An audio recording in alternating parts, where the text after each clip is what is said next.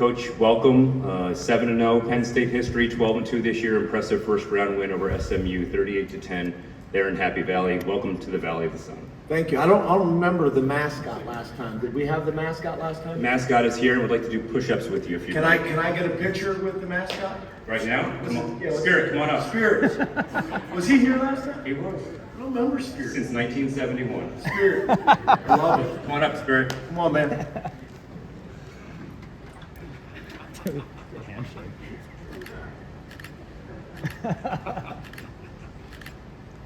Awesome. Thank you, Spirit. It's pretty cool. If Spirit could talk, we could have him interview you later. But yeah. So obviously, really excited about being here. Penn State's got tremendous history, with the Fiesta Bowl. Obviously, representing the Big Ten, we take a ton of pride in. We had a tremendous experience last time and very, very appreciative of the time we were able to spend here. Had a great experience. The bowl treated us unbelievable. We're really not approaching this like a bowl game.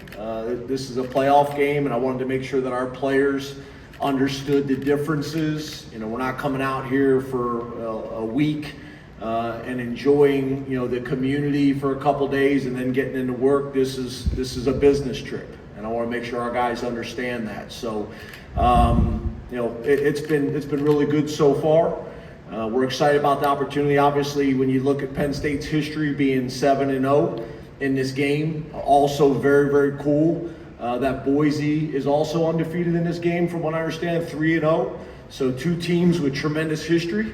Got a ton of respect for their head football coach, for the university as a whole, and for their program. Obviously, one of the most exciting games in Fiesta Bowl history. Boise was involved in that. I know they got off the planes yesterday, with some shirts that maybe kind of an underdog mentality or not getting respect. I can guarantee you they have our respect. We take a lot of pride in that as a program, that we respect everybody that we play. But it's not hard to create that when you watch them on tape. This is a really, really good football team, led by arguably the best player in college football, and definitely the best running back in college football, or one of the best running backs in college football. So they have our respect. There's no doubt about that, and our guys have done a great job all week long preparing. I do want to make sure you guys know I have hiked Camelback before, and it was a little bit more difficult than I imagined. And then my wife and kids all got up early this morning, and they're doing the hot air balloon at sunrise.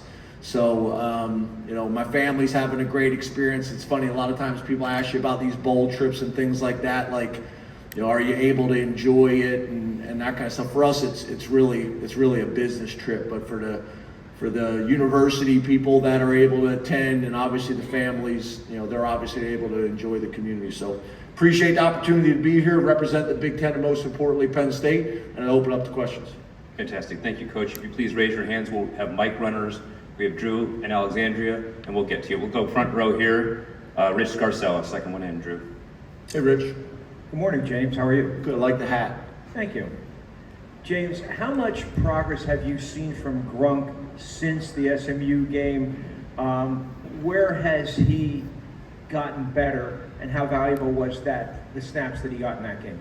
Yeah, as you know, super talented young man that we have a lot of confidence in. Up to this point, he'd really been impressing people, on what we call the developmental squad, basically the look squad for our defense, and making some phenomenal throws. And obviously during training camp, he was getting more reps when he was actually competing. So to have him back now in the mix and then be able to get him some reps with the varsity's been invaluable. We tried to get him in that game as early as possible because we knew it would be important moving forward. We'll have some packages for him in this game as well, because I think it's important that we get him in the game. And and he's taken some tremendous strides. But he's a very, very talented football player who's got a bright future, and obviously under the circumstances, his journey has changed, and he's embraced that journey, and I know our team has a ton of confidence in him. So really, really important reps that he's getting every single day in practice. Go to Neil, front left, coach. Hey, Neil. Hey, James. I'm wondering how much you guys got out or utilized the Oregon as the common opponent with how much you got out of that film with Boise and Oregon. Yeah, when you talk about, again, respecting our opponent, that's the only game you got to watch. They went to Oregon, which is a tough place to play. And they went to Oregon and not only played well and lost by 3, but had the lead, for significant parts of that game. So it don't take a whole lot more than watching that game. But yeah, I think for our players and for our staff, that's whenever you share a common opponent, you're able to watch that game and make some parallels, there's a ton of value in that. So yeah, that game was very, I think, valuable for our staff and very valuable for our coaches. We'll go to Pat, and then after Pat, we'll open up the room for everybody. Hey, Pat. Hey, James. Sorry, it's not a new topic, but with the quarterback who played a half a game yesterday and your backup quarterback situation, is there anything that can be done to incentivize playing for the team you're on as opposed to thinking about what's going to happen next? Yeah, it's a challenge that's I think has been a challenge for a number of years. It's obviously become even more challenging with some of the things with the calendar and with the transfer portal, the windows, and then on top of that, NIL. So it is a challenge, and I think it's one of these things that we can't just keep talking about that this is a challenge and a problem in college football. We got to come up with some solutions. And, we've been talking about this for a while. A lot of different people have brought it up. I'm one of the people that feel very, very strongly that we need a commissioner of college football. We need somebody that's waking up every single morning and going to bed every single night thinking about what's in the best interest of college football. Right now, I think that's being done by the commissioners. But whenever you have people that are making decisions and running college football, they're going to be biased towards what's best to their conference, and that's not in the best interest of college football and the student athletes. So I'm a big proponent for that, but we just can't keep talking about this being a problem. We got to come up with some solutions. What are possibly some of those solutions?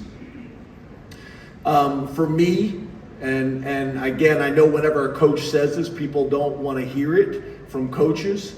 But I think if every decision we make is based on money, then we're heading in the wrong direction. We should be doing what's best for college football and the student athletes. So to me, getting rid of the conference championship games would help with that, because right now not everybody's playing a conference championship game anyway.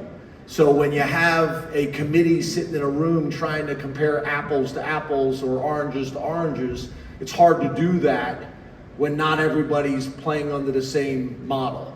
Get rid of the conference championship game. That will shorten the season and help with the window a little bit.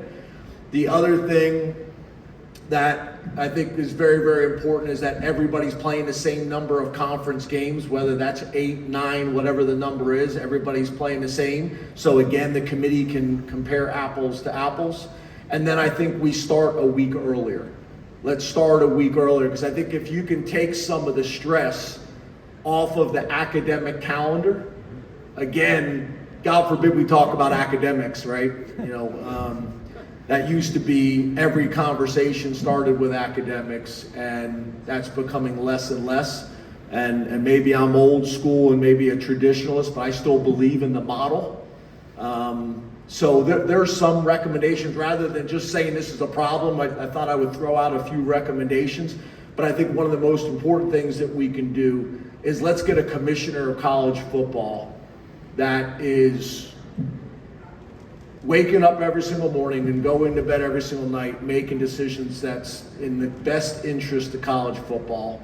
I think Nick Saban would be the obvious choice that I think if we made that decision, now Nick will probably call me tonight and say like, "Dude, don't do this," but I think he's the obvious choice, right? I think there's some other really good candidates out there.